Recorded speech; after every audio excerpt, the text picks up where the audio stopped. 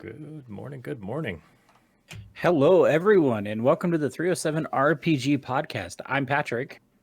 I'm Nolan.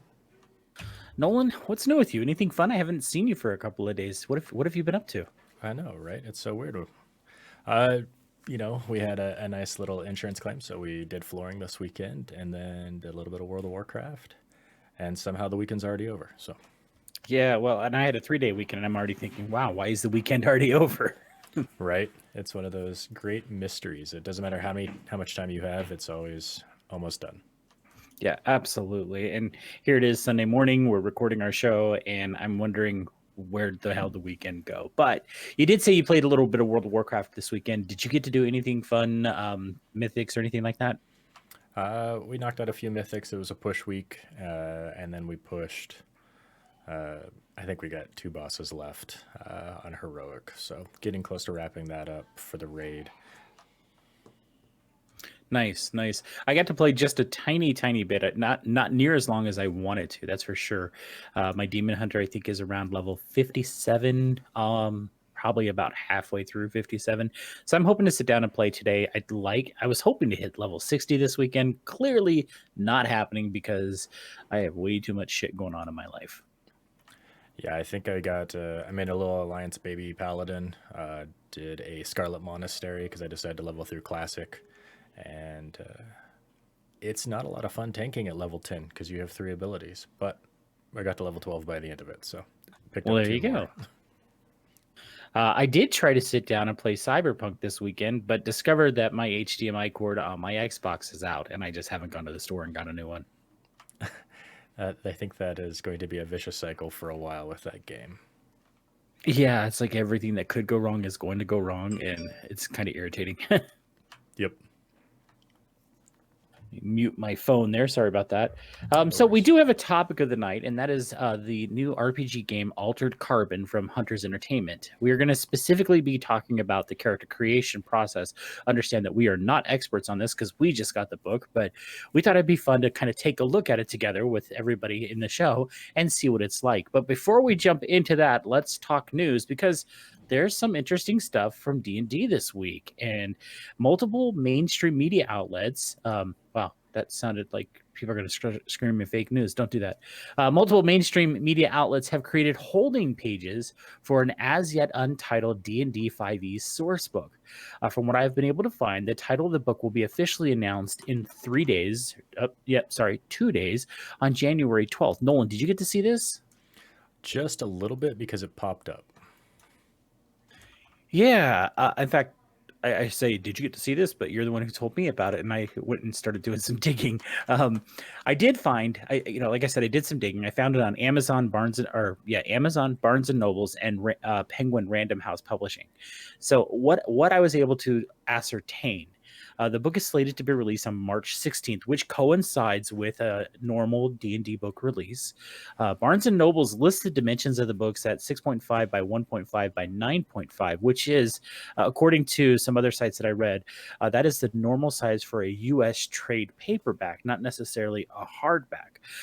And I checked on Amazon. They didn't have any measurements at all to the book except for the weight, which is like 1.25 pounds. And I did not rush and go and weigh one of my other books to see if it was 1.25 pounds. So I don't know that those, I would imagine those are just placeholder measurements. I can't imagine that that's going to be like correct, because with a price tag of $49.95, which is what they're advertising, this, and Amazon also said that it's a hardcover book. This clearly screams to me, and I could be wrong, that this is indeed a standard source book. What do you think? I think the first place I saw it on was the apparently the company that has signed to produce future Dragonlance novels. They kind of were the ones that had the first. I don't know if it was a whoopsie or placeholder or what, but that was the first news I saw was from that company, and I think that's the general feeling. It also could just be another cookbook, so I don't know. Could be, yeah. But March, if I remember correctly, if memory serves, March is the normal time for them to release a source book. If I'm not mistaken, that's when we got the Wildmount source book last year, isn't it? Yeah, and it kind of seems to be their cycle because it's almost too fast to be a campaign. We've just kind of recently got Rhyme, so that should at least give Right. us a year. So we just got Tasha's as well, so it shouldn't be like a supplement. So I think everything screams source book. I know a lot of people are clamoring for Spelljammer or uh, something along those lines, but if you could start building the hype around Dragonlance, and if the books are coming out, and potentially, a movie or something in the future, I don't know. I That would be, we've talked about like some of the genres being digital now. The new Castlevania on Netflix, the new some of those adult anime RPG style things. I think that's maybe the route that I would go with that. Just because I think a fantasy RPG is really hard. Like anytime I see like, hey, we're doing a Dungeons and Dragons one, you got to live up to Lord of the Rings, and that's really tough to do without a huge commitment and a huge budget in this day and age. So I don't disagree, which is why Amazon's budget for the Silmarillion is through the roof. I would love, truthfully, if they did a Dragonlance, like if they did Chronicles in a digital format, like they did Castlevania, and released it on something like Netflix, I would be ecstatic. I think that would be fantastic. I'd love to see the character of Tasselhoff Burfoot and Flint Fireforge come to life, because that would be, well, fucking incredible is what it would be. Well, I think that's the tough thing because of the monsters. I trying to imagine it not be horrible made for TV CGI of Lizardman like Right. claymation stomping through, like you said, Tasselhoff. What does he actually look like? How do you get, do you have Andy Serkis come in? And, it's just one of those things of, I know we've gotten better at CGI and all that, but I just think about the monsters, and I want a hulking, dragonborn-esque creature, and I think that would be hard to do where I don't think you could just put a human in a costume and make it work. So who Sure. knows? I'm a skeptic, and I'm open to being surprised. I would agree with you, but I do think we are going to see. It would not surprise me at all if Wizards of the Coast announced in 2 days that this source book that we're hearing about is indeed Dragonlance. I think we saw the settlement, or we saw the lawsuit go away with Margaret Weiss and Tracy Hickman, and I know it wasn't a matter of, it wasn't God, what the hell am I trying to fucking say? This is ridiculous. It was not dismissed with prejudice, so that means they could bring it back. And I know that the statement was that they wanted to give it a chance to make it right. So I do. I wouldn't be at all surprised. And Penguin Random House being one of the ones who is spoiling this, them being the publishing company. I assume that's the one that you were talking about when it comes to Dragonlance. So I think we're going to see Dragonlance. I think the announcement in 2 days is going to be Dragonlance. That's just my opinion. I have nothing at all to go on, just kind of thinking about what we've talked about in the last couple of weeks. So I'd be okay with that, as long as they fix some of the ridiculousness that came along with Dragonlance, and they don't ruin it. I think adding the world of Kryn to Dungeons and Dragons would be amazing. I'd like to see it, especially as long as it comes to D&D Beyond. I think it's a lot easier that way as well. That was, I think, a huge boon for the Wildmount book. We saw a lot of people really excited about the Echo Knight that came out of that. So I'm curious to see some of the classes. I did get to play in the campaign of the story in 3.5. And it was really weird doing some of the stuff of being a cleric that actually didn't heal till about 3rd level because the gods weren't around, because you were playing that quest to bring them back. And just not having the nature magic around was crazy. But I like it. I think it hits nostalgia. And I think it might be at this point too where, again, we talk about I'm at the age where I'm going to make my kids get into it. So I think that's the thing of, I'm going to go see the nostalgia button. I'm going to do this, and hopefully it hooks the next generation. Yeah. And I think, I think a character like Tasselhoff, I could see Zeke running around, pretend to be like a Tasselhoff type character. That'd be hilarious. And I think that's the goal. I think I think getting the next generation into it, you got to do something. And I don't know. I don't know what is necessarily timeless about those stories, other than they just, I mean, I think everybody can deal with those, and they deal with emotions, and they deal with trust and betrayal, and there's somebody trying to do right, and there's somebody fighting heritage, and there's somebody fighting family, and I think that stuff never goes away, and I think that's what makes it a really good classic that you could pick up today and read and find relevance to it. Right. I know for me, when I read those books years and years ago on stone tablets, as you like to say, uh, that was, I mean, the death scene when Flint died and Whoa, Tasselhoff was, spoilers! oh, Whoa! oh, come on, dude. Chronicles has been out for like over 20 years. We can talk about the I just book. wanted you to date yourself. That's fine. Go ahead. Shut up. Anyway, so when Tasselhoff is just absolutely heartbroken over Flint's death, I was heartbroken reading it.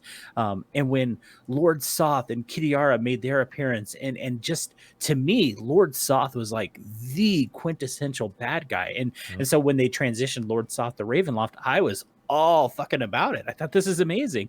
Dragonlance is the book or the setting that pulled me into D&D long before I ever sat down and played, and I'm gonna date myself, a D&D second edition. Yes, I used to roll Thaco. So for me, I'm excited. I don't think I've been this excited about a D&D book for a while. I mean, I was pretty excited for Tasha's. I really want to see this one.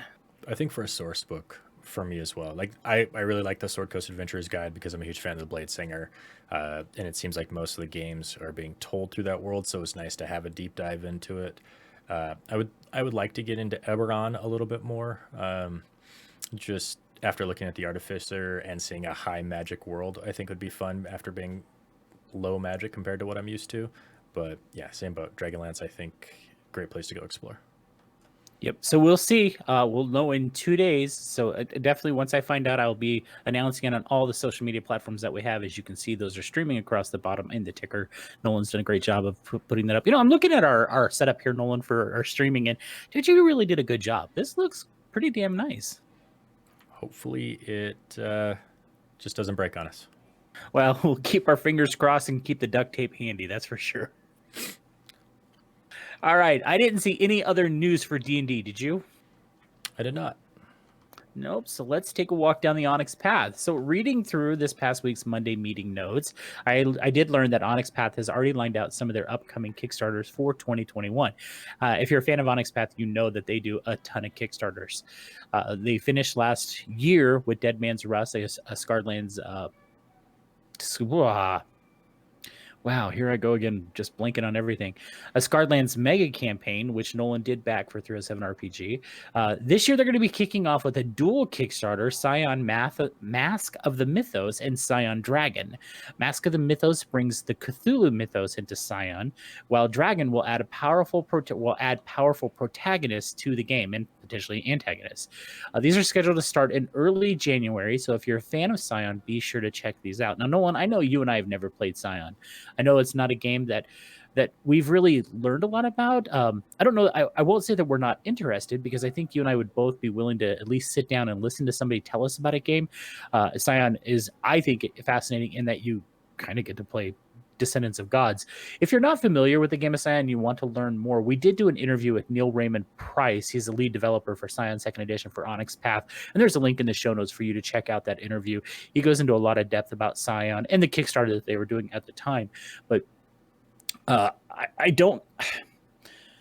Again, and I'm kind of focusing 2021 on what I do spend my money on, and this is, unfortunately, this won't be a Kickstarter that I will be backing, just because this would be something that I back just to put on the shelf. And I would guarantee you're the same way here. This isn't a game that you and I are going to go and jump into and play right away. I would need to have somebody who's already into Scion say, hey, why don't you guys come join me for a weekend? We'll play the game, we'll check it out, and then I would probably get into it. Now, I do during the Onyx Path convention, the virtual convention that they had, I did win the two core rule books for Scion, and I have not had a chance to look those over. I need to, because I think the world is interesting. I just haven't done it. What are your thoughts on this one? As I'm just rambling. Same boat. Learning new systems is hard, especially with new people and with lack of time. That's, I think, the biggest thing, and I think that's probably a global complaint, is there's never enough time for games, especially when it comes to learning them and playing them. And I think that is the thing is, it takes time. I think we really only have played. We got into Scarlands because it was 5e. It's a very similar system, almost identical, and that makes it easy because we do have people that we play with that don't live and eat and breathe it and just want to show up and hang out and roll some dice. So I like the idea of it. I think it'd be a lot of fun. I like the idea that you can kind of get to a point where you're like, all right, it's time for me to take over, and everything just kind of goes crazy. So the potential there for just campaign ending shenanigans seems amazing. So I don't nothing against it, just need more time.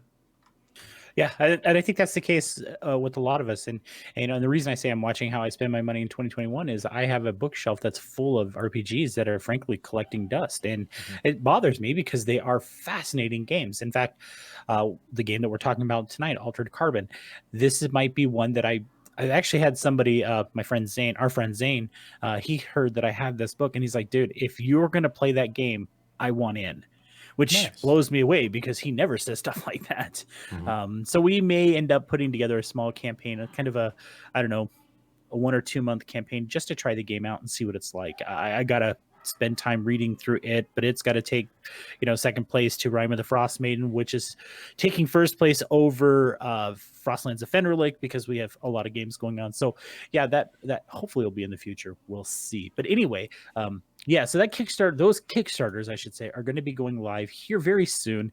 They said early January, so I got to imagine it might even be as soon as this Tuesday. I don't know the date. So if you're a fan of Scion, like I said, make sure you're keeping an eye out for that.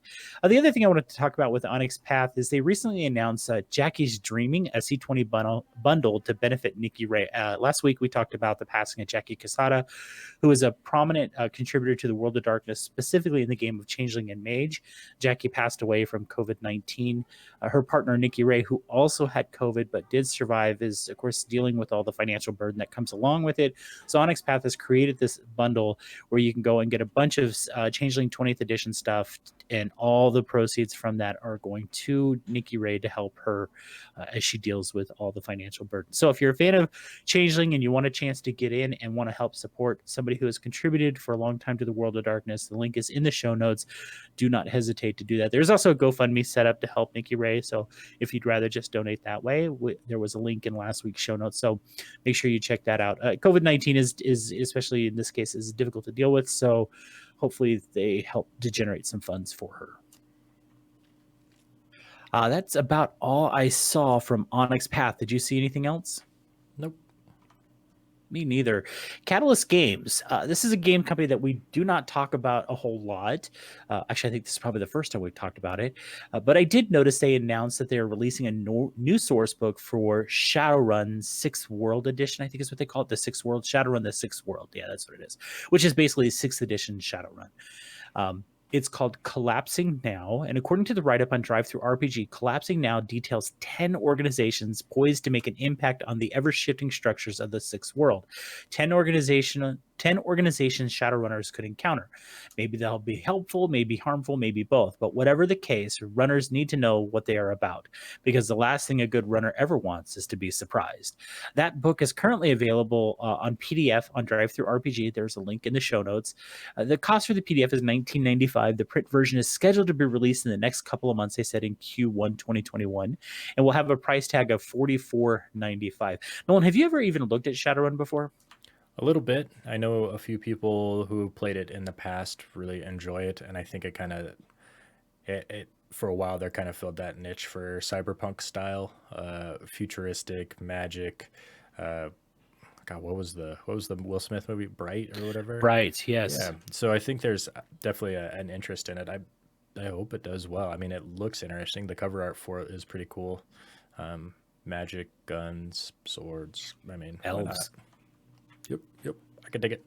Yeah. Shadowrun is a really neat mixture of fantasy and cyberpunk. and just a conglomeration of the two. I've never played Shadowrun in paper format. I've played video games. There used to be quite a few video games. Well, I shouldn't say quite a few. There used to be a couple of video games on the Sega Genesis. Again, I'm dating myself.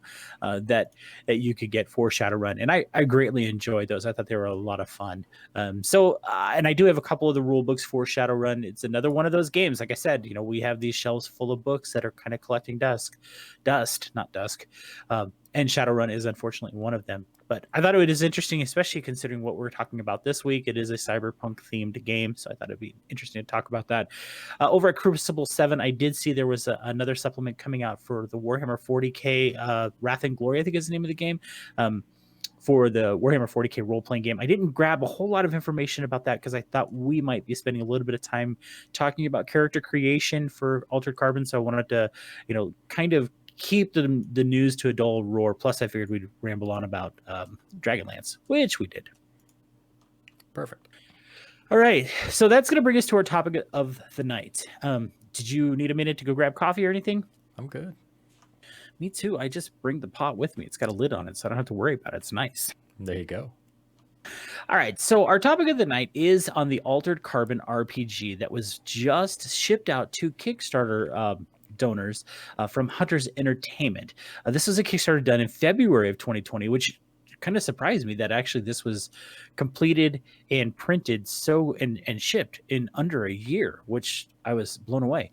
This is, of course, based on the I wrote Kickstarter show of the same name. That's weird. The Kickstarter is based on the show of the same name, and the novel is written by Richard K. Morgan. Nolan, I know you're a fan of season 1. Tell us just briefly, before we even get into the game, what are your thoughts on the world of Altered Carbon? I like it. I like the futuristic tech of it. I think it has a neat approach to it. I think we have that conversation a lot.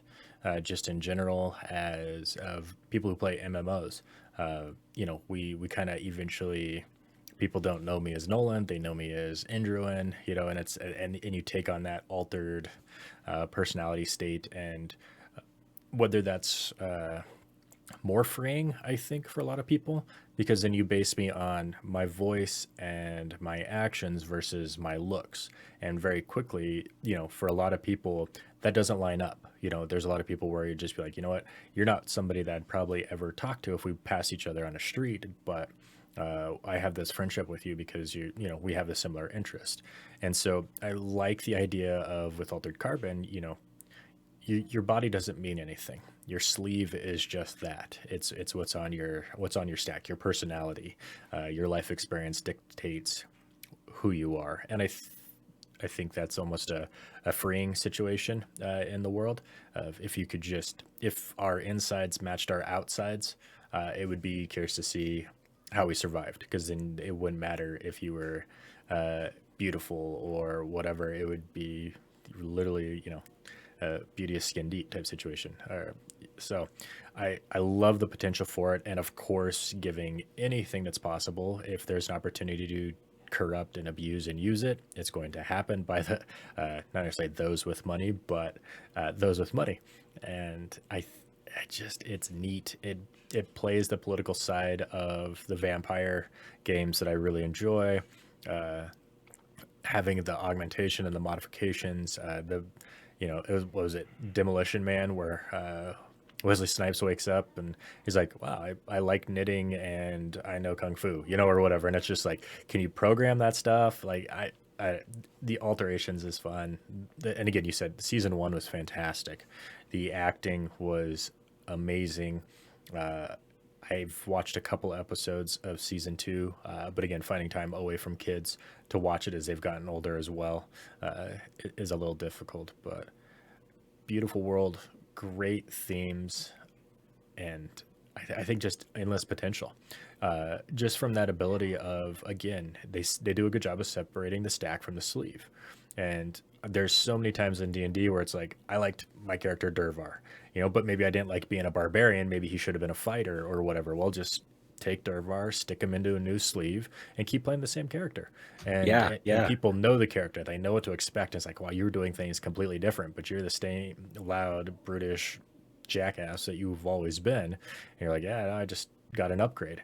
And I think that's I could see the potential for this game of your character creation could take a lot. Your backstory could be a lot. And what you do with it is just a matter of a one shot, or whatever. Hop in, have this experience, alter your, gain more knowledge, move on, and get inserted into the next campaign very smoothly, seamlessly. And you have that perfect character that you want to play, that you have that personality, you have that voice down, that's your character. You like it. Bring it with you forever. Go nuts. Yeah, yeah. I'm a big fan of Altered Carbon, but I'm a big fan of cyberpunk in general, the theme of cyberpunk. And you have to remember when you say cyberpunk, yes, there's the game, but there's also the genre of cyberpunk, and that's what Altered Carbon is. It is a cyberpunk genre game slash show slash book. I have read the first book, and for those of you who don't know, if you haven't read any of the books, they're fantastic. At least the first one was. Now the first book is, when you watch the show versus the book, the first book is actually a mixture of season 1 and 2. So just keep that in mind, because at first I was like, wait, what? Because I read the book after watching the 2 seasons. I have watched both seasons. I was talking to Zane about, because like I said, Zane was excited about Cyberpunk, and I was talking to him about the show. He said he loved season 1. He thought season 1 was very cerebral. He thought it was a big time mind fuck. He said season 2, he felt like it was just combat. It was just let's fight, let's fight, let's fight. And he said he only watched like 3 episodes and had to turn it off. I didn't feel that way. I thought they were just trying to develop the story of Takeshi Kovacs. I really liked. I don't know. I really like the show, but I tend to be very forgiving about a lot of things. Like I can watch a shitty Star Wars movie and go, yeah, it was okay until Leia starts flying through the space. Then I'm fucking done. But I don't know. I love this world. I think, like you said, the ability to say, okay, well, I want to play Durvar, but I want to play a rogue, and I want the rogue to be which I don't know if that would work, but I want Durvar to be the rogue, and I could just see it because, like, okay, but Durvar is going to be a halfling or a Kinder, because we were talking about Dragonlance, and you slip that stack into the Kinder sleeve, and now Durvar has this high pitched voice. It's the same goofy ass fucker that we've come to love. But now he's got this high pitched voice. The inflections are all the same and everything else. And I thought that's a great idea, or concept of talking about it that way. So yeah, I'm excited about this game. I wanted to just give a little bit of background about this game so people know where the writers of it are coming from. So Chris De La Rosa is a partner and lead designer at Hunters Entertainment. That is the producer of this game. Chris graduated with a BA in psychology with an emphasis on research. He has since gone on to do graphic design for entertainment, most notably MGM Worldwide Television and Netflix.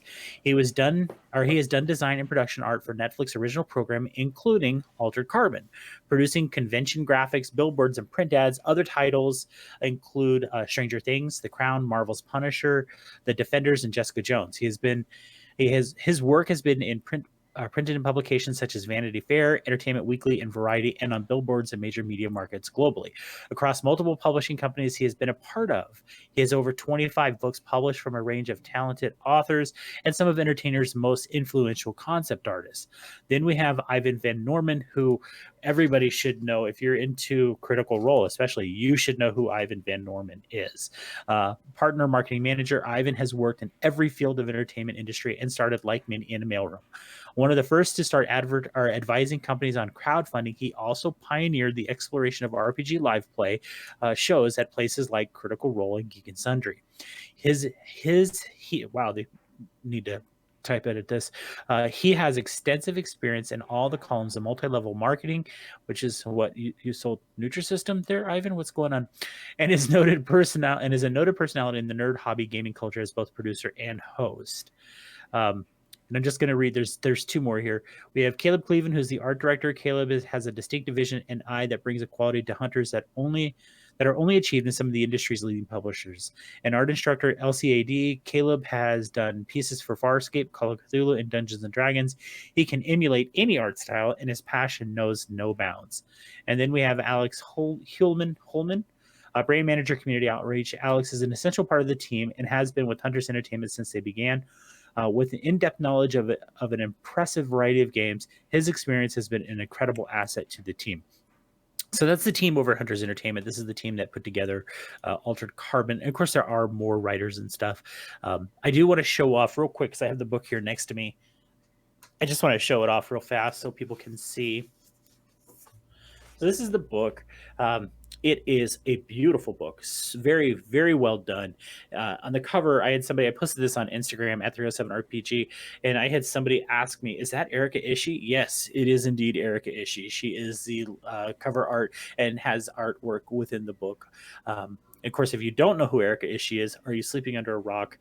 She is well known for obviously Vampire the Masquerade, LA by Night, and other RPGs, video games as well.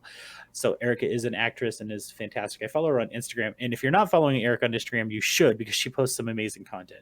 Anyway, so here's the cover of the book. It's a fairly thick book at almost 400 pages. The artwork inside is very similar to what you see on the cover. There is a lot of artwork of the show, so you do get to see some of the main characters that you're used to seeing in the show of Altered Carbon. Really, really well done book.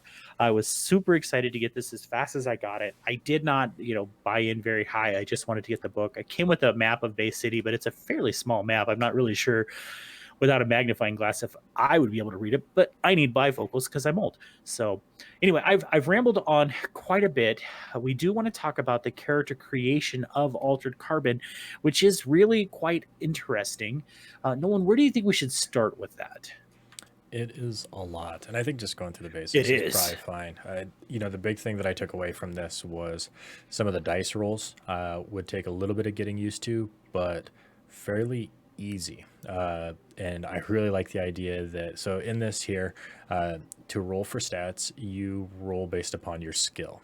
And so if you're really, really good at something, you'll roll a d4, because in this game, if you roll a 1, it's a good thing. And if you roll high, it's a bad thing. And so I thought that was kind of fun, the ability to use some of those dice that we don't use very often. Your GM, DM will call for a dice roll and say it is some sort of perception check. And it is based upon your sleeve because it is the physical body you're in. And say you're in the sleeve of a decrepit old fogey. You're rolling a 1d12, and if the DM calls for a success on like a 5 or a 6, you've got a 50% chance of failure. But say it is a history check, and because you are, second or third life around, you've got some history in this one here. Maybe you're rolling a d4 and the check is a 5. You can't fail. There are opportunities to get extra dice, and those bonuses can help or hinder. So that way, if you are at disadvantage, you basically will say, hey, go ahead and add a d12 to that because it's cloudy out, or you drank too much, or somebody poisoned you. Now all of a sudden, that's kind of how they bring them in. So again, rolling low is good in this game. Rolling high is bad. Double ones is critical. Double 12s would be a horrible failure, catastrophic. And so I thought that was neat, getting used to that, because when you look through the character creation, you can see what you have of, hey, it'll say, make a strength check, you have a D8. Make a perception check, you have a D4. This sleeve is super combat ready. Make an empathy check, you have a D12 because you're, a sociopath. So I think that would take a little bit of getting used to, but very quickly, I like the combination of vampire stuff where it's like, hey, difficulty is a 6, go ahead and roll, and you roll and you get what you get.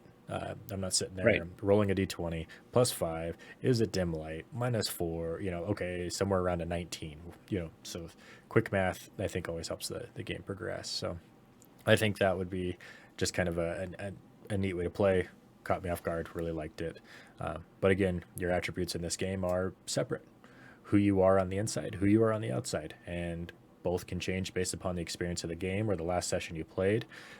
You can be of different ages. It could be your first life, first sleeve. It could be your 8th. You could be over 200 years old. And yeah, you're probably a little more powerful, but you've got more issues. You've had longer to piss people off, and they are not going to forget that. So in this game, you get baggage. And how much baggage you bring to a table is kind of dependent on your past and how old you are. So having super low rolls and being a really strong character usually kind of makes you the leader because you've been around, you've seen some things, but also other things are going to happen too that's going to be a detriment to the group. So there is no necessarily benefit, or, I don't know. It cancels each other out, and I think that helps a lot too for our story. That way, any game you can pick up and play. Hey, guess what? I'm bringing my 20th level character into this one shot to play with some new people. Guess what? Your body's still a level 3 adventurer, but you got the mental capability of your 20th character. And you also remember that time you killed that lich? Well, guess what? His opportunity to come back and get vengeance is here. So, Yeah. So I was looking through the character creation. I've been reading this since you and I talked about it. And at first I was very confused because it's like, God, there is so much going on. And I think this is true with any role-playing game that I pick up for the first time and try to figure out how to create a character. Because that's usually like the first thing I want to know. How do I create a character? Not that I'm going to jump in and start playing right away. I'm just curious how I do it because, well, I enjoy making characters and I know you enjoy making characters. So I was very curious how this worked. And I quickly got confused. Now, mind you, I was able to clear up that confusion, but it took me a little bit. So they start on page, I think it's 33, which, yeah, I'm flipping through the PDF here on the screen. It starts on page 33 with characters. And it just, at first, it breaks down the attributes. Their strength, perception, empathy, willpower. And the attributes are broken into stack attributes, which is your body. Or I'm sorry, stack attributes, which is your mind, and sleeve attributes, which is your body. Now, like Nolan said, you could have the sleeve acumen of a 90-year-old decrepit old man, but have a stack of a 200-year-old Methuselah who has tons of knowledge and political power once they realize who that person is. But you're in a 90-year-old body. So I thought that's a really neat way of balancing things. Yeah, you're a 20th level character, but your body's that of a 3rd level person. So yes, you do have the mental acumen of that kind of person, but you don't have the physical capabilities of doing the things that you want to do. So yeah, I thought that was good. A couple things to keep in mind is as you're doing this, like there is some symbols that I think you need to make sure you're paying attention to because it can get confusing. They use symbology a lot in this book. And on page 34, they talk about the attribute bonuses, and I'm specifically talking about the symbols. And I know you guys can't see this, but so there is a symbol for strength bonuses, perception, empathy, willpower, acuity, and intelligence. And those symbols are important. They do come into play later as you're building your character and even as you play the game. Same is true with like sleeve points, with ego points, with I'm drawing a blank on all the different stuff here. So there's a few things that you have to keep in mind. One I thought was interesting is the types of damage you can sustain in Altered Carbon, and that being organic and real. Did you look over the damage at all? Yep. Do you want to talk a little bit about organic damage and what that means? Yeah. So again, when we're talking about the game, you got to remember that you are two people. You're your mind and your body. And organic damage is that happens to their body for the most part. This is basically, you get shot in the head. Well, I guess if you're new to the game, the stack is somewhere inserted in the back of the spine, just kind of at the cerebral base. So you get shot in the head, you get shot in the heart, you suffocate, something like that. Your shell kicks the bucket. And that's kind of what it is after that point, you have to kind of basically realize that's a finite resource that you don't really care about. I mean, you do given the situation, but something bad happens, you get shot in the head, you go down or whatever, your friends win the day, they cut out your stack and go find you a new sleeve. But that organic damage goes to your body.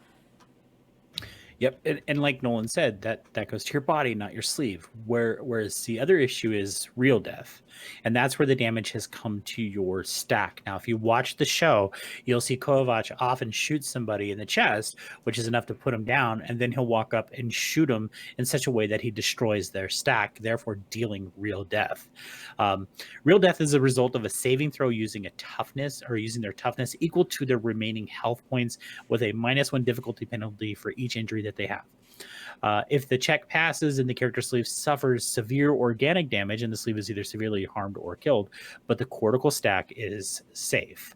And your DHF, isn't it? I can't remember. Yeah, digital human freight, which is what that's what they call your stack, your DHF, is safe, and they can, like Nolan said, cut it out and insert it into a new stack, which I'm sure there's a cost for, depending on the kind of stack you want. But there's ways for you to suffer physical damage, that organic damage. And maybe it's one of those where you're like, okay, I'm going to sacrifice myself for the team here, and put myself, jump on the grenade, if you will, to save the team. You guys better put me in a good stack. Mm-hmm. Which I think too, I think it's episode 4 of season 1, where the detective, God, I'm drawing a blank on her name. Anyway, she gets her grandmother's stack and puts it in the criminal's body. and then the guy's talking, the actor who played the criminal does a great job acting like the grandmother. And I thought it was really quite funny. Yeah, and I think that they do a good job with the movie as well, because also that every time you die, it messes with you, or the potential to mess with your brain. I mean, you've survived a traumatic thing, you might be a little bit of shell shock, and so then you got to deal with your ego, and you're slipping into crazy. And the show does a good job of that, of him having nightmares of multiple lives and being alive that long, and how much can the brain tolerate of existence over and over and over again before you start to lose it, and so your ego comes in as well, which I think is a lot of fun. That eventually, I mean, you start working with a Malkavian. I mean, that's kind of what it is. That you're fractured so many times and so broken, or you're so old that you've seen things, and all of a sudden, everybody reminds you of your Uncle Donnie or something like that. So, or you lose your humanity and you act like the Methuselahs in season 1, where you just don't give a shit about humanity in general, and that whore that you just had sex with in the the cyber whatever is nothing to you, and you don't care if you kill her and move on, because it's nothing and you've lived for so long. Yeah, no, and they carry that over so well into the game, like you said, with your ego, where you start damaging that and start losing your humanity, suddenly things are just not as good. So let's talk about the character creation process, which if you have the PDF, or if you're going to get the PDF or the book, it starts on page 43, which is really they kind of say, hey, this is for beginners. This is where you want to start. If you're a beginner, let's start here. So they talk about the first step is to pick your archetype. And it's this, at first I was like, but I don't want to do that yet. I want to decide later what I want to play, because I know you're like, well, I'll decide what I want to play after I roll the dice. mm-hmm. But it really does matter here when you choose the archetype, because that's going to dictate your skill levels and what type of sleeve that you can start with, as well as your starting gear. So you kind of do need to know what you're playing. So archetypes are listed on page 54 through 65. Nolan, do we want to touch on these just quickly, like at least list the title, or what do you want to do here? Yeah, that works. Okay, so I'm going to zoom back in here and jump down to page 54.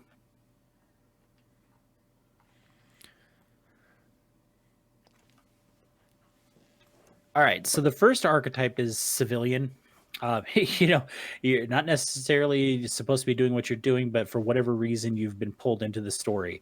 So you're playing a civilian. You're in your default sleeve, which is your birth sleeve. Means you haven't died yet. You haven't suffered organic damage such that you needed another sleeve. At least not at first. There could be the potential for that to happen as you create your character. This is generally the lowest social standing when you create a character, the least ability to exercise influence others. So that you have your first one is civilian. And again, I'm just going through these quickly. And they give you everything you need to know about your sleeve attributes and things like that to create the character. The next one is criminal, which I'm pretty sure everybody can see where that is. Your wealth level is 1. You gain 1d8 ego points, which is all important. I know it doesn't make a whole lot of sense here. Traits are crime is a common trait tree. Law, government is an anomaly, and all other trait trees are uncommon, which accounts for how you spend your stack points after a game. It could be that you're in your second or third sleeve. It just depends. And then you have official, which is like your officers, your cops, things like that. Again, it says your default sleeve is birth or natal sleeve. That could also change depending on what you roll later. Socialite, gosh, I love that they say starting feature is birth natal, but if you change the age of that character, it could be something far greater. Soldier, which would be like the Takeshi Kovacs, the envoys, that would be in this area. So if you want to play a combat heavy game, you're going to play something like a soldier. So, which I like, because this really gives you an opportunity. You could play like a civilian who's just trying to make it by and maybe eventually becomes a criminal, or you could be playing a soldier heavy game where your focus is on combat. And that's the kind of stuff that you do. It just depends on what you like. A technician, obviously somebody who is works for computers, things like that. Skilled scientist, a craftsman, a laborer. They are vital and generally in high demand, but still moonlight selling their skills to private industries. So you could be part of a soldier team, but your job is the backup, the guy who sits in the back watching things and monitors everything. Let's see here. Is that the last one? Mm-hmm. Yep, it is. So those are the different character archetypes. So you would choose one of those. Let me jump back to page 41. You would choose one of those, and then you would take out your core attributes. Whoops, I jumped to the wrong page. Yeah, so that kind of just sets you up. That's, I don't know what, I guess in a comparison term, probably your race. Is that thing, it's just the very I think it'd be basics. more class, wouldn't it? I mean, it's your brain. Right, absolutely. So it says step 1, pick a character archetype. Archetypes dictate your skill levels, which sleeve you can start with in your starting gear. You may choose your starting traits during any step after your archetype is chosen. And this is why it's so important that you have to choose the archetype first. Optional is picking a starting package belonging to your chosen archetype. Step 2 is sleeve and determining your starting attributes. Nolan, do you want to jump into that real quick? Sure. And so the big thing to remember here is it looks like all stack attributes start at an average value of 30. As you level up and buy abilities, you can max it out at 50. So you're not necessarily horrible right out of the gate, I guess. And the big thing here is, again, a sleeve is kind of what you do, what your physical attributes can do. The sleeve, basically, you're just occupying. You're jumping into the mech, and the mech happens to be a body at this point here. So depending on what you picked for your starting area, it kind of depends on how new you are, depends on the next level of what you get as far as your max traits, the max that you can get, if there's a cost involved in upgrading it. And this here gets a little complicated just from a standpoint of, again, now we're looking at, what kind of pull you have, what kind of money you have. This here is adding armor to your character. Depending on the age that you are in, it can lower your strength, increase your perception if you're young because you're just not physically strong. If you're elderly, you're not strong, you're not necessarily perceptive because you can't see stuff. You actually will lose hit points the older your stack is. So again, this is it's really interesting to pick a sleeve, I guess, of trying to figure out. You may not have a lot of options. I mean, it could be campaign setting. You could be undercover. This here will be flexible with the story. And again, like Patrick was saying earlier, sometimes the sleeve is just the criminal that, you got thrown into to use for the one-off mission. Listen, we're going to protect your stack. I don't care what happens to your body. Get in, get the information, well, who's the bad guy? Well, it's somebody at an old folks home. That's why you're granddad or grandma. So you can have different qualities of sleeves, whether it is the criminal off the street, or there are also synthetic sleeves that allow you to pick genetically modified ones that were created. And this here has a little bit better stats and a lot more customization for the situation. And if I remember correctly, correct me if I'm wrong. If you're playing in a synthetic sleeve, your ego points are down, isn't that right? Yeah, it looked like more of it is pushed towards physical. But again, it could be high tech. It could be what you see. Looks like you have a list of synthetic sleeve features, inorganic skin. You can have a synthetic skeleton. You can have synthetic organs. Again, at this point, you are just the person behind the computer running this machine made for this adventure. A lot of them are programmed to almost like rentals. So they were talking about auto narcolepsy. Many synthetic sleeves are programmed to enter sleep cycles when such things would technically not be necessary. So it's kind of interesting to see having haywires go wrong with the sleeve depending on where it is, who it is, and that could play to the story too. Is like, hey, you promised me this, and you're like, you got that, yeah, but it fell asleep. Like, well, you get what you pay for, and now you got a lifelong enemy or something like that. So this is where things get really carried away with bionics. You could have a fake leg, fake arm. Yeah, so that's the kind of the crafted, created, made ones. You could also have clones, which is something only the most wealthy can afford, um, if it is of their actual birth sleeve. Um, and if I think they did it in the movie, it was kind of frowned upon, uh, Yeah, yeah. or highly frowned upon. Um, so yeah, the sleeve section is really huge. Um, you do get personality penalties or boons depending on, like you were saying, whether it's synthetic, natal, clone, birth. Um, Gosh, there's a lot going into it, and I think There that's the good really thing. is. I mean, there's 30 pages of just sleeves. Right, right. And sleeves are going to be very important. There is a way to expedite the character creation and just kind of like, okay, we're just doing this, and this to create it quickly. But I genuinely think I know someone like you, Nolan, is going to spend agonizing hours trying to figure out just what kind of sleeve they're going to play.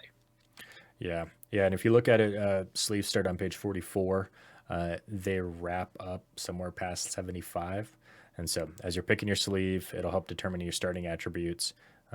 Attributes have basically, like I said, all stacks start at 30. Then you get to pick an age of it. Then you get character resources based upon the sleeve.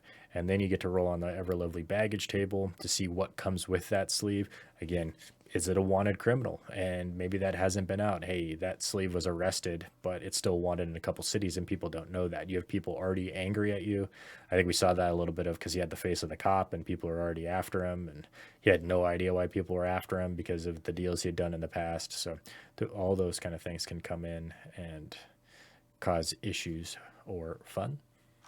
Yeah, no, and that's a great point because Kovac does get put into Riker's sleeve, and he's having to deal with all of Riker's baggage as well as his own, and that's a great example of how this works. And it's funny that you because you kind of just started rolling there when it comes to sleeves. Really, when you pick your archetype in your sleeve, stuff really starts just taking off when it comes to character creation. Because right after that, like Nolan said, you pick your age, then you pick your resources, then you pick your baggage. So things really start kind of snowballing after you've determined your archetype in your sleeve. Age is going to be the next step in the whole process. And, I'm looking at, I was trying to figure out, like, do you just randomly decide I want to be a 250-year-old person? And it really does look like, and Nolan, correct me if I'm wrong here, but it really does look like that's what you do. You just pick your age. Yeah, I can't remember if there was a rolling determining the age. You can have let's see, there's no better or worse age to start with. Each extreme has its pros and cons. An older character may have more stack points to improve their character or influence points to alter game narratively. A greater DH of age, however, comes with much lower and a lot of baggage, or a lot lower ego, and which can adversely affect the rest of the team. So, yeah, it seems like it's fitting into the story. Um, Right. So when you pick your age, you're quite literally picking your age. Now, Nolan did talk about some of the downfalls of saying, yes, I want to be a 250-year-old Methuselah.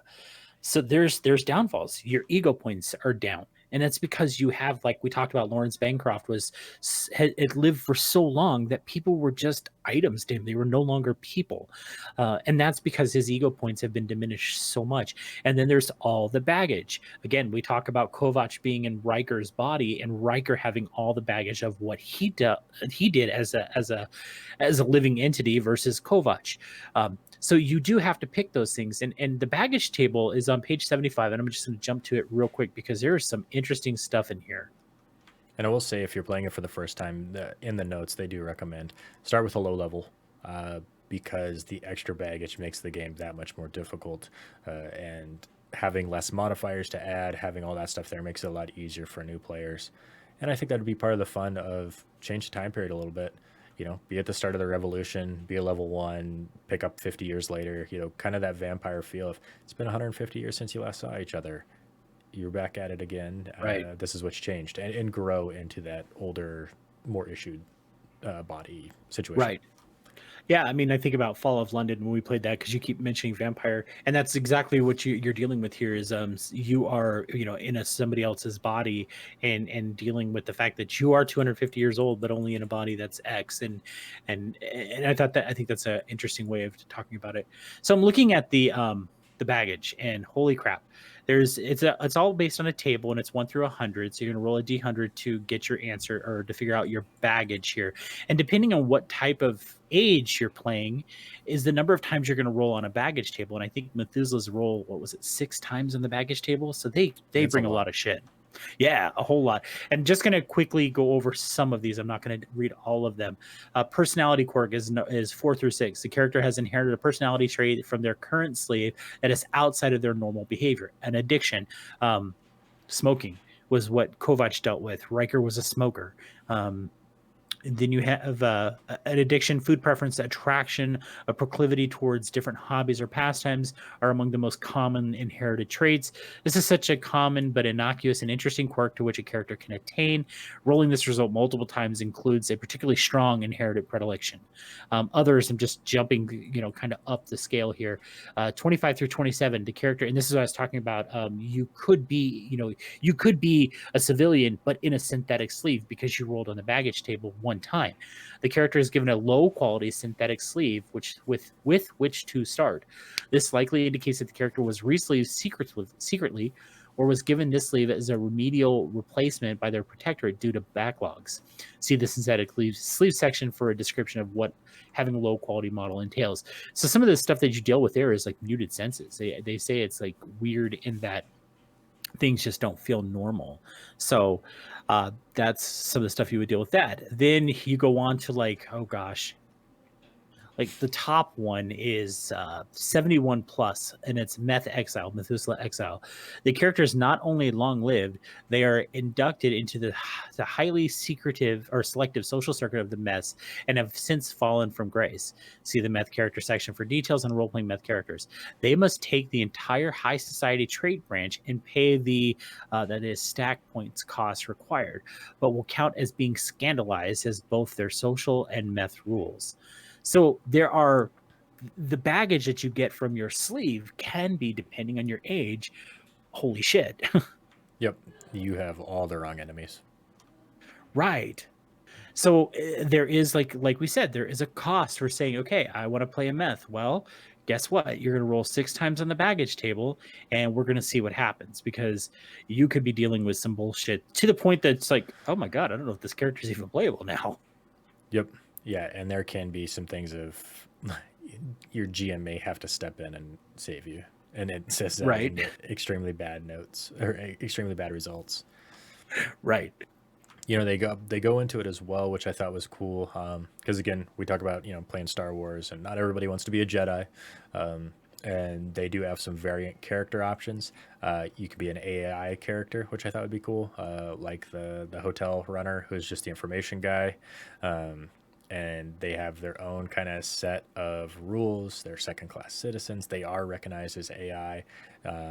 They have their own baggage that comes with it, just their integrity, how long they've been around, and then just their ability to get with people, as far as, hey, I need to know this information. And people just be like, listen, AI, piss off. I'm not talking to you. You're not real. You deal with a little bit in season 1 of the show with people with religious coding, who are, when I die, bury me with my stack type situation, destroy the stack. So if you just choose to play one of those, adding all that stuff to it also means that when your character dies, you have real death, unless it's forced against you or something like that. But it also limits what you can do, because obviously you can't have a second generation sleeve. You can't be super old. This is your burst sleeve, and it's your only one. And so if you are a person that's joining a table for a one shot or whatever and planning to go out in a blaze of glory, this is a great opportunity. They do talk about envoy characters. as being a alternate route, and they kind of are all of the everything you would want with either an investigator or special forces, but also you're kind of trained in re-sleeving. I mean, you that I think that's the big thing I took away from Envoy characters was you are designed to body jump. You're quantum leaping all over the place, and you are resistant to some of those abilities. Um, and then what you're doing in between jobs or in between whatever, you're supposed to keep a low profile. You can take mercenary work.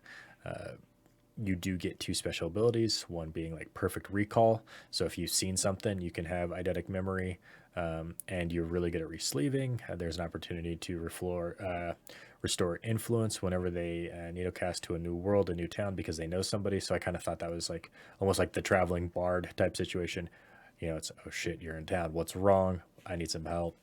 I saved your life 150 years ago. You're able to pull in some resources. They can be a little bit more combat heavy, just giving the life over and over and over. So I could see a lot of people wanting to play that. More so, I could see a lot of people wanting to play a meth character, just because you get all the luxury. You're the sire of the clan. You're the socialite. You have influence. You have money. I mean, I would see a lot of people playing that if they had an opportunity to. And I think it would be an opportunity to play in this world, play this game, and keep the combat limited. You hire people to take care of that. You don't get your hands dirty. And you could play a social, you know, Dune style intellectual battle, more vampire esque of I'm just here for the social, aspect, and I want the political warfare and the faux pas and catch you at your own games and plant evidence. And so I I like the idea that you could pick up 4 or 5 of these, alternate traits and have completely different games and just understand the world.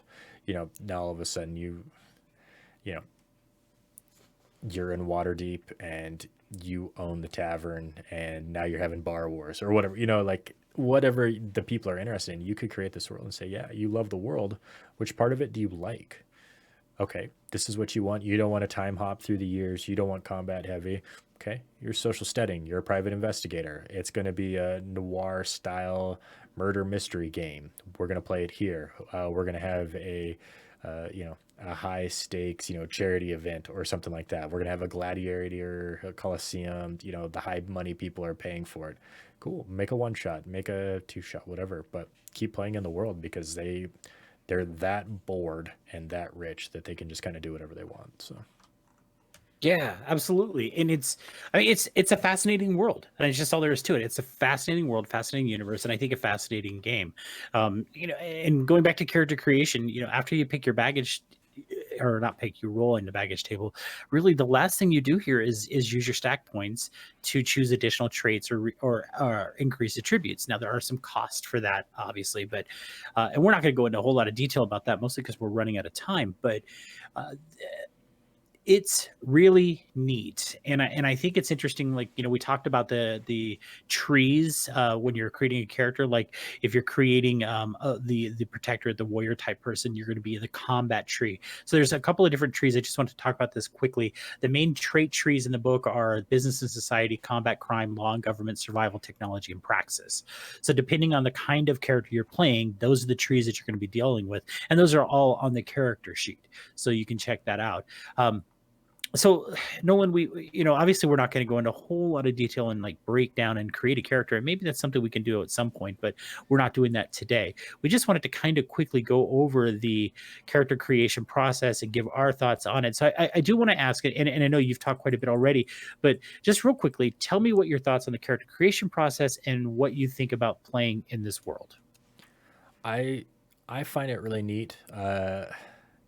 It would be really hard. I think just the initial setup, getting used to it, building that. What is it in Vampire? They call it the web. But I would love every second of that because I feel like you wouldn't necessarily make. My goal would be to make the one character I'm going to play.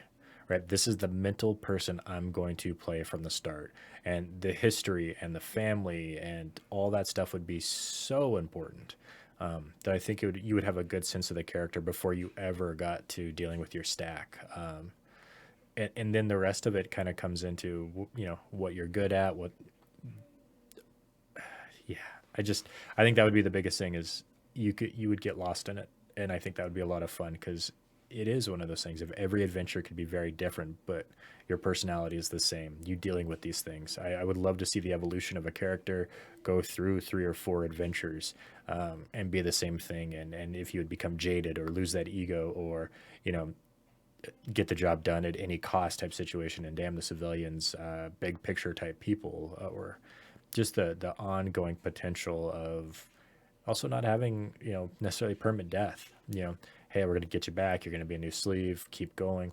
We deal with that a little bit where, like, in Dungeons and Dragons you can resurrect somebody and it's just business as usual. I like the idea of having the potential for scars.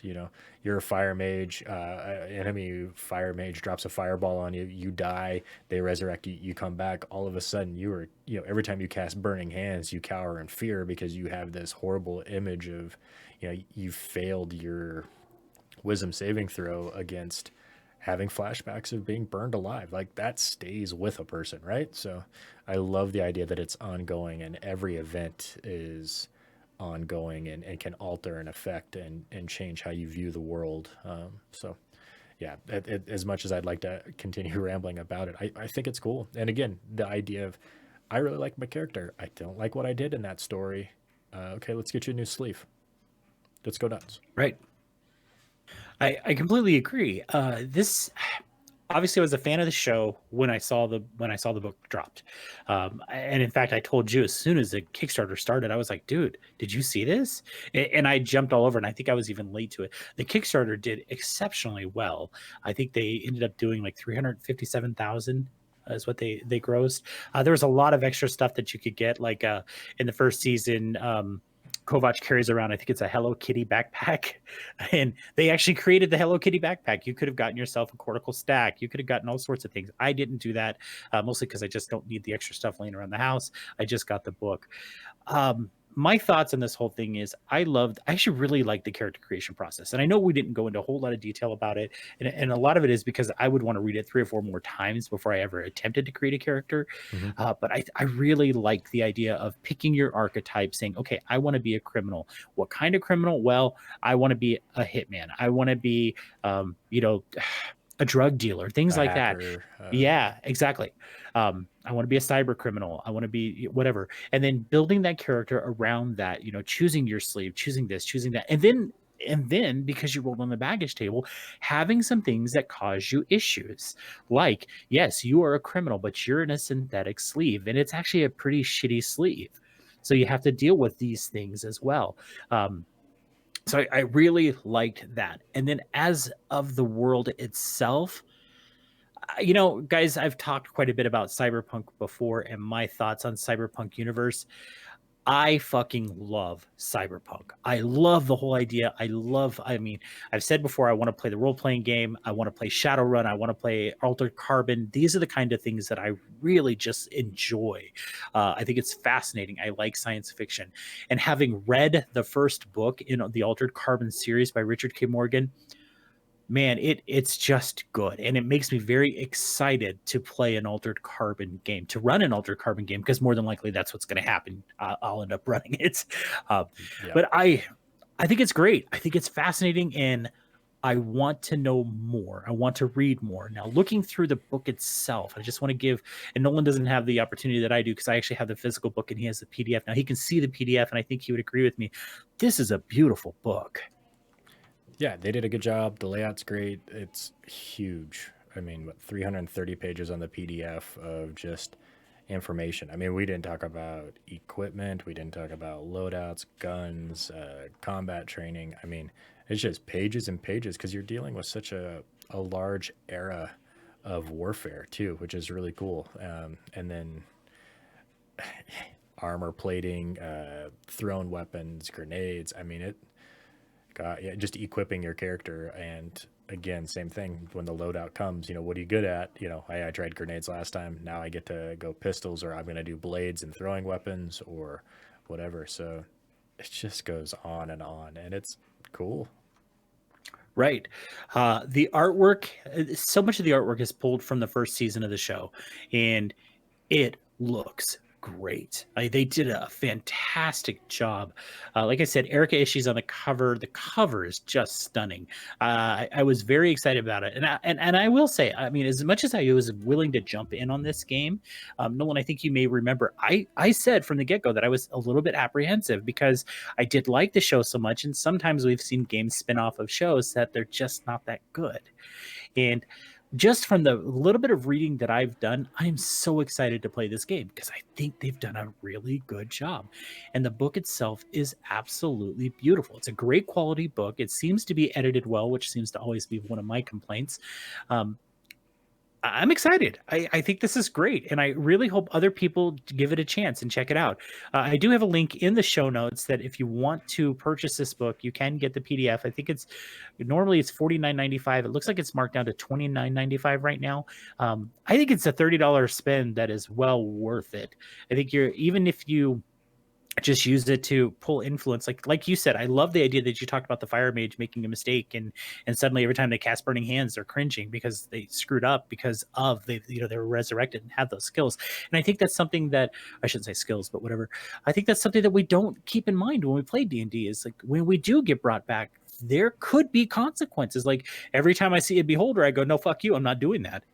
Yeah, I had a bad time or not fighting it, or I think maybe that's just kind of, we talk about it in Vampire, we talk it in some of more of these games of having fear and having bad things, where D&D it's very much of like, usually you're just kind of the hero going out and doing hero things, and that's kind of the goal. So I think it's different for different games. I've really come to enjoy having issues in my games with after playing Vampire, and I could see this game being very technical of that, and the fear of the wrong person showing up to ruin your time, or that baggage is there for a purpose. And I think, again, just like life, something happens to you and it affects you. I think that's cool. I think it would be tough to do one shots, but I think for a long standing campaign of making a character and having bad stuff happen to you and then getting re-sleeved and dealing with, I can't imagine the first time, right? You're playing a character, you're doing your thing, blah, blah, blah. You're in your 30s, or you've got a couple of kids or something like that, and all of a sudden you're re-sleeved and you're in a different body in a different place.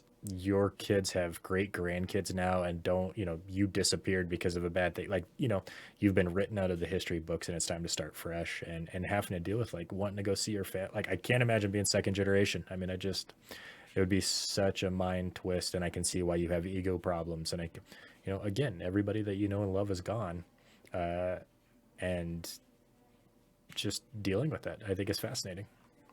Yeah, and like I remember in the first season of Altered Carbon, they had someone who was imprisoned, and I think it was like a child or something like that. Maybe it was for medical reason. I can't remember. Whatever, came out and was re-sleeved at the same time Kovac was re-sleeved into the Riker sleeve, and the family being like, "What are you doing? This you gave us an old woman. She's a child," or something to that effect. I can't remember exactly how it worked, but dealing with those kind of things, it's like, hey, listen, dude, we had no choice. This is the only sleeve we had. You're now a little kid. Sorry, I know you're a warrior inside, but figure it out in your new body. I think there's really some interesting stuff that comes along with this, and you know what? I can't say it enough. Go check out the game. Go, read the summaries of it. See what you think, because I think playing Altered Carbon might be a hell of a lot of fun, especially if you're already a fan of the show. And I like the idea, like Nolan has said, of being able to play this character. Saying I'm creating one character. This is going to be my character, barring real death, that I'm going to play over and over again, and I'm perfectly willing to be spun up, put into a new sleeve, and deal with the ego issues and play that character. So yeah, no, I think it's cool. I think it's very cool. Well, Noel and I have rambled a lot, and I'm sure our listeners and our viewers are like, God, will this guy ever shut up? But that is our show for this week. So unless you have anything else. I don't. Again, it's always fun to look at these games and being pleasantly surprised. There's a lot of games where like I just don't have time to look at it. Us getting together and having a chance to talk about it and walking away with something new is always nice. So we appreciate people listening and watching. Again, we've got kind of all the different social media. So if you have a game like this that we haven't talked about or anything like that, let us know, because we usually will take a look at it. Usually we'll begrudgingly read it, and usually we walk away being, damn it, that's a good one too. Add it to the list. So Added to the list. That's right. Yeah, I agree. If you have something you wanted to check out, Nolan's got a ticker down at the bottom of the screen here showing all of our social medias. Feel free to hit us up. And if you like our show and you want to support us, you can always find us on patreon.com/theforgeherald. That is our old name, but it is there. And the other thing that you could do that would really help us, because we are posting these videos to YouTube, is if you are watching us on YouTube, go ahead and hit that like button and subscribe. So that way you know right away when we put out a new video. This is a new thing for us with streaming. We're pretty excited to be doing this. We are excited to have the show on YouTube as well as on Twitch and other podcast catchers. And we are going to be doing a lot more stuff. We're going to be talking about a lot more games, as well as bringing in a lot of writers and things like that for some special content, which some of that stuff is just going to be for Patreon supporters. So if you like it, you like what we're doing, don't hesitate to help us out. Other than that, that is our show for this week. Thank you so much for joining us. Yeah, thanks everybody. Bye.